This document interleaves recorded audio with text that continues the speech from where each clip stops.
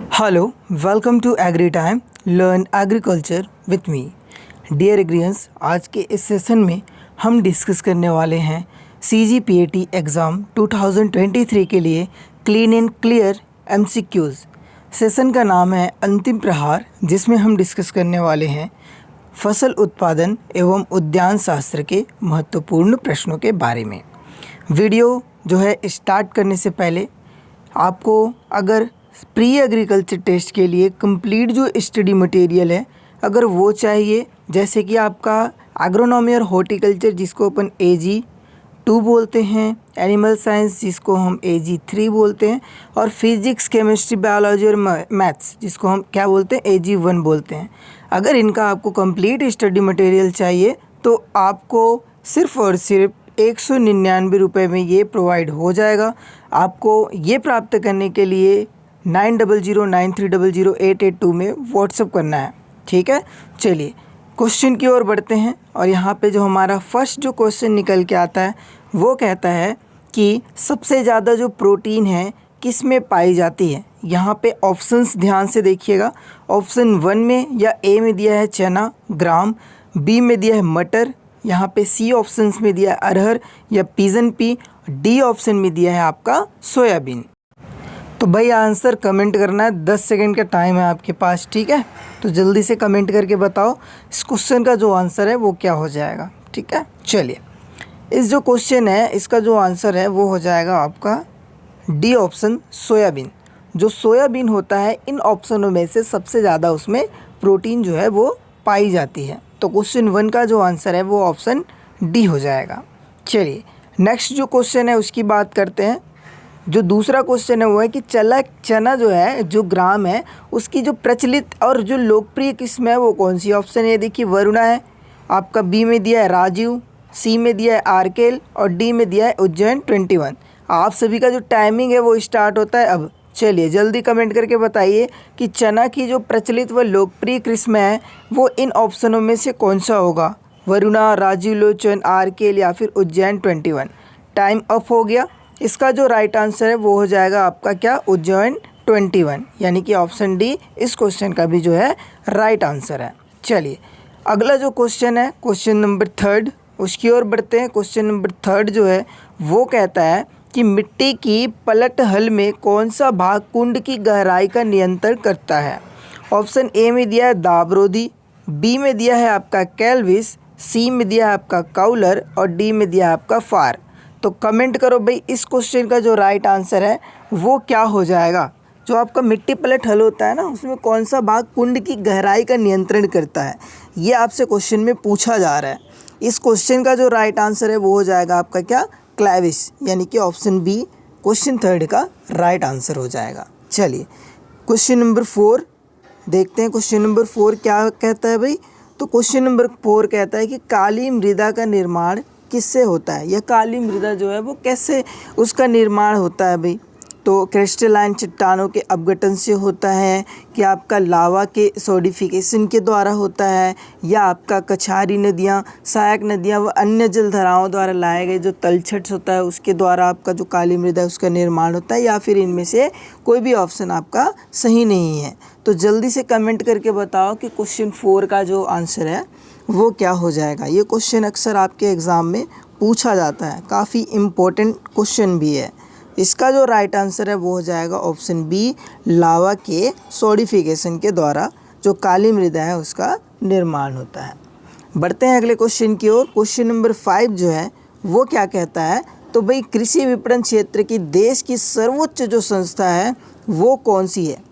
Option A में देखिए नाबार्ड दिया गया। क्वेश्चन अच्छे से पढ़ लेना भाई। क्वेश्चन में बोला गया कृषि विपणन क्षेत्र की देश की सर्वोच्च जो संस्था है, A NABARD, B apex, C NAFED और D ऑप्शन में दिया है आपका ट्राइसम। चलिए कमेंट कीजिए भाई इस क्वेश्चन का जो राइट आंसर है वो क्या हो जाएगा। जल्दी कमेंट करो भाई, कृषि विपणन क्षेत्र की देश की सर्वोच्च जो संस्था है वो क्या हो जाएगी।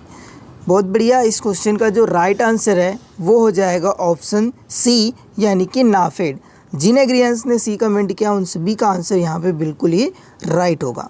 चलिए क्वेश्चन नंबर 6 देखिए। क्वेश्चन नंबर जो 6 है वो कहता है कि भाई बैंकों का बैंक के नाम से जाना जाता है, बैंकों का बैंक किसे कहा जाता है? केंद्रीय सरकारी बैंक को बोला जाता है कि राष्ट्रीय बैंक को बोला जाता है, या फिर आपका स्टेट बैंक ऑफ इंडिया को बोला जाता है, या फिर रिजर्व बैंक ऑफ इंडिया, जिसे हम क्या बोलते हैं भाई, आरबीआई के नाम से भी जानते हैं। तो कमेंट करो भाई, इस क्वेश्चन का जो राइट आंसर है वो क्या हो जाएगा? बैंकों का जो बैंक है वो आपका केंद्रीय सरकारी बैंक, राष्ट्रीय bank, state bank of India या फिर रिजर्व बैंक ऑफ इंडिया क्या हो जाएगा? तो इस क्वेश्चन का जिन एग्रीएंस ने डी आंसर कमेंट किया है यानी कि रिजर्व बैंक ऑफ इंडिया, उन सभी का जो आंसर है वो क्या हो जाएगा? यहाँ पे राइट आंसर हो जाएगा। चलिए अगला क्वेश्चन नंबर 7 देखिए, जो कि कहता है कि आपका नाइट्रोजन का मुख्य कार्य क्या है? क्वेश्चन अच्छे से पढ़ना। नाइट्रोजन का मुख्य जो कार्य है वो क्या है, ये आपसे क्वेश्चन में पूछा जा रहा है। यहाँ पे ऑप्शंस देखिए, पौधों को हरा रंग प्रदान करना और पकने की अवधि को बढ़ाना, बी में दिया जड़ों को मजबूती प्रदान करना और कीट व्याधि के लिए प्रतिरोधक क्षमता को बढ़ाना, सी ऑप्शन देखिए खाद्यान्न फसलों में दानों के निर्माण में सहायक प्रदान करना, या फिर डी में दिया है उपरोक्त सभी। कमेंट कीजिए, आपकी जो टाइमिंग है वो स्टार्ट हो गई है। नाइट्रोजन का जो मुख्य कार्य है वो कौन सा होता है इन ऑप्शनों में से? क्वेश्चन नंबर 7 सॉल्व कीजिए जल्दी से। चलिए, तो जिन एग्रीएंस ने यहाँ पे क्वेश्चन नंबर 7 का जो आंसर है वो ए आंसर कमेंट किया है, भैया जो पौधों को हरा रंग प्रदान करना और पकने की अवधि को बढ़ाना, तो उन सभी का जो आंसर है वो क्या होगा?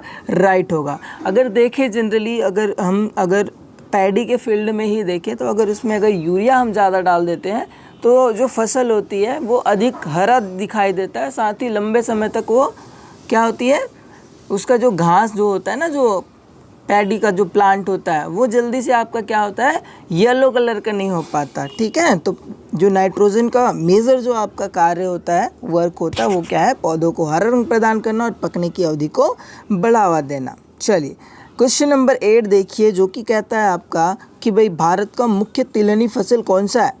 ठीक है, मुख्य मेजर जो आपका ऑयल सीड जो क्रॉप है वो कौन सा है? सोयाबीन है, सरसों है, क्या आपका तिल है, या फिर आपका मूंगफली है? तो चलो कमेंट करके बताओ भाई, भारत का जो तिलहनी फसल है वो कौन सा है? सोयाबीन, सरसों, तिल या फिर मूंगफली?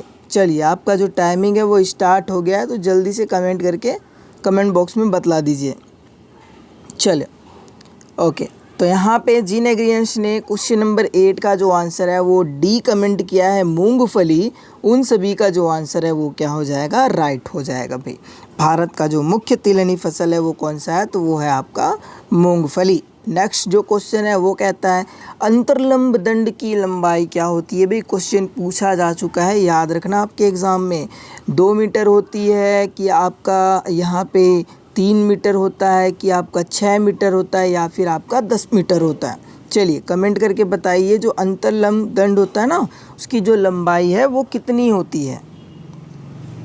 2 मीटर, 3 मीटर, 6 मीटर या फिर 10 मीटर? चलो टाइम ऑफ हो गया। तो जिन एग्रीएंस ने यहाँ पे क्वेश्चन नंबर 9 का जो आंसर है वो आपका ए कमेंट किया है यानी कि 2 मीटर, उन सभी का जो आंसर है वो क्या हो जाएगा? सही हो जाएगा। जो अंतर्लंब दंड की लंबाई है वो क्या होती है भाई? 2 मीटर होती है। नेक्स्ट क्वेश्चन देखिए, क्वेश्चन नंबर 10 कहता है आपका भारतीय गन्ना अनुसंधान संस्थान कहाँ पे स्थित है? आपका Indian institute of sugar research, ठीक है, IISR। ठीक, ये आपका कहाँ पे स्थित है ये आपसे क्वेश्चन में पूछा जा रहा है। ऑप्शंस देखिए, लखनऊ दिया है, कानपुर दिया है, कोयम्बटूर दिया है और बेंगलोर दिया गया है। तो जल्दी से कमेंट करके बताओ, बहुत ही सिंपल क्वेश्चन है। Indian institute of sugar cane research कहाँ पर भाई स्थित है? चलिए, तो टाइम अप होता है यहाँ पे। और जिन एग्रीएंस ने क्वेश्चन नंबर 10 का जो आंसर है वो ए कमेंट किया है यानी कि लखनऊ, उन सभी का जो आंसर है वो क्या हो जाएगा? राइट हो जाएगा। भारतीय गन्ना अनुसंधान संस्थान आपका लखनऊ में स्थित है। क्वेश्चन नंबर 11 देखिए, क्वेश्चन नंबर 11 कहता है कि डाई कैल्शियम फास्फेट में आपका जो फास्फोरस है वो उपस्थित होता है कितने परसेंटेज में? 33 से 34% होता है कि 34 से 39% या फिर 14 से 18% या फिर आपका 22 से 25%? तो जल्दी से कमेंट करके बताओ भाई, इस क्वेश्चन का जो आंसर है वो क्या हो जाएगा? डाई कैल्शियम फास्फेट में फास्फोरस की जो उपस्थिति है ना वो कितनी परसेंट होती है, ये क्वेश्चन में पूछा जा रहा है आपसे। तो भाई क्वेश्चन के लिए जो टाइमिंग है वो तो अप हो गई, ठीक। और इस क्वेश्चन का जिन भी एग्रीएंट्स ने बी आंसर कमेंट किया उन सभी का आंसर यहाँ पे राइट हो जाएगा। 34 से 39% तक डाई कैल्शियम फॉस्फेट में फास्फोरस उपस्थित होता है। क्वेश्चन नंबर 12 देखिए। क्वेश्चन नंबर 12 कहता है गन्ने में सिंचाई की जो क्रांतिक अवस्था है ना, critical stage, irrigation for critical stage, वो कौन सी होती है। ऑप्शन ए में देखिए कल्ले फूटते समय, बी में दिया है अंकुरण के समय, सी में दिया है आपका फूल आने पर, और ऑप्शन डी में दिया गया है वानस्पतिक वृद्धि के समय। तो कमेंट करके बताओ भाई, क्वेश्चन के लिए जो टाइमिंग है वो स्टार्ट हो गई है। गन्ने में सिंचाई का जो क्रांतिक अवस्था है वो कौन सी होगी, ए बी सी डी, क्या हो जाएगा राइट आंसर। चलिए, तो भाई जिन एग्रीएंट्स ने यहाँ पे क्वेश्चन नंबर 12 का ए आंसर कमेंट किया उन सभी का आंसर क्या हो जाएगा, राइट हो जाएगा, कल्ले फूटते समय, ठीक है। ऑप्शन ए क्या हो जाएगा, राइट हो जाएगा। कल्ले फूटते समय गन्ने में सिंचाई का जो क्रांतिक अवस्था है वो होता है। क्वेश्चन नंबर आपका नेक्स्ट है आपका क्वेश्चन 13। सोयाबीन फसल का औसत जो आपका वाटर रिक्वायरमेंट है वो क्या होती है भाई, जल मांग कितनी होती है, 400 से 500 mm, या फिर 500 से 700 mm, या आपका 750 से 1150 mm, या फिर डी ऑप्शन में दिया है 1200 से 1400 mm। तो कमेंट करके बताना है आप सभी को कि सोयाबीन जो फसल होता है उसका औसत जलमांग कितना होता है। टाइम स्टार्ट हो गया, जल्दी से कमेंट कीजिए। क्वेश्चन नंबर जो 13 है इसका आंसर क्या हो जाएगा। चलिए, टाइमिंग ऑफ होता है डियर एग्रीएंट्स। और क्वेश्चन नंबर 13 का जिन भी एग्रीएंट्स ने ऑप्शन बी कमेंट किया उन सभी का आंसर राइट है। 500 से 700 mm क्या होता है, औसत जलमांग होता है सोयाबीन की फसल के लिए, ठीक है। तो जिन भी एग्रीएंट्स ने बी कमेंट किया उन सभी का आंसर क्या हो जाएगा, राइट। चलिए बढ़ते हैं नेक्स्ट क्वेश्चन की ओर। अगला जो क्वेश्चन है वो कहता है भैया कि आपका स्प्रिंकलर सिंचाई की विधि में दबाव प्रेशर जो है वो कितना होता है। Very important question for your pre agriculture test exam. पूछा गया क्वेश्चन है कि भाई 1.5 to 2.5 kg पर सेंटीमीटर स्क्वायर, या फिर ऑप्शन बी में दिया है 1.8 to 2.3 kg पर सेंटीमीटर स्क्वायर, या फिर आपका 2.5 to 4.5 kg पर सेंटीमीटर स्क्वायर, या ऑप्शन डी में दिया है नन ऑफ द अबो। जल्दी से कमेंट करके बताओ, ये क्वेश्चन इंपॉर्टेंट है आपके एग्ज़ाम से रिलेटेड। कमेंट कीजिए इस क्वेश्चन का जो आंसर है राइट वो क्या हो जाएगा। चलो भाई जल्दी कमेंट करो, टाइम ऑफ होता है आपका। और जिन भी एग्रीएंट्स ने इस क्वेश्चन के लिए जो आंसर है वो सी आंसर कमेंट किया उन सभी के लिए क्या है, आंसर जो है बिल्कुल ही राइट है भाई, ठीक है। 2.5 to 4.5 kg पर सेंटीमीटर स्क्वायर क्या होता है, स्प्रिंकलर सिंचाई विधि में जो दबाव है वो आपका होता है, जो प्रेशर है वो। तो इस क्वेश्चन के लिए जो राइट आंसर है वो क्या हो जाएगा, तो वो हो जाएगा आपका ऑप्शन सी। चलिए क्वेश्चन नंबर 15 देखते हैं। क्वेश्चन नंबर जो 15 है वो कहता है आपका हॉटेस्ट शब्द किस भाषा से संबंधित है। भाई ये बहुत ही सिंपल क्वेश्चन है, लेकिन अक्सर आपके एग्ज़ाम में पूछा जाने वाला क्वेश्चन है कि जो हॉटेस्ट शब्द है किस भाषा से संबंधित है। ऑप्शन ए में दिया है भैया ग्रीक दिया है, बी ऑप्शन में दिया है फ्रेंच, सी में दिया है अरबी, और डी में दिया है आपका लैटिन। तो इस क्वेश्चन के लिए जो आंसर्स है वो तो सबके सही होने ही चाहिए, कोई गलत कर ही नहीं सकता। हाँ, एक दो स्टूडेंट जिन्होंने पढ़ा ही नहीं है तो उनका आंसर तो गलत ही होगा।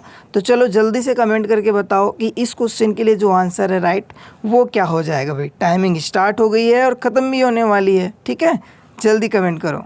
चलो तो टाइम ऑफ हो गया। और जिन भी एग्रीएंट्स ने इस क्वेश्चन के लिए डी आंसर सेलेक्ट किया उन सभी का आंसर क्या हो जाएगा, राइट। हॉटेस्ट शब्द जो है वो आपका लैटिन भाषा से या लैंग्वेज से आपका क्या हुआ है, लिया गया है, या उस भाषा से आपका संबंधित है, ठीक है। चलिए तो बहुत बढ़िया यहाँ पे। तो भैया अगर ये जो सेशन है आपको समझ में आया होगा तो आप वीडियो को लाइक करें, कमेंट करें और अपने दोस्तों के पास शेयर करें। हम डेली आपके लिए जो सेशन है इस तरीके से जो क्वेश्चंस हैं वो लेके आते रहेंगे, ओके। तो लाइक करें, शेयर करें, सब्सक्राइब करें। मिलता हूँ किसी और वीडियो में, तब तक के लिए आप सभी को जय जवान जय किसान।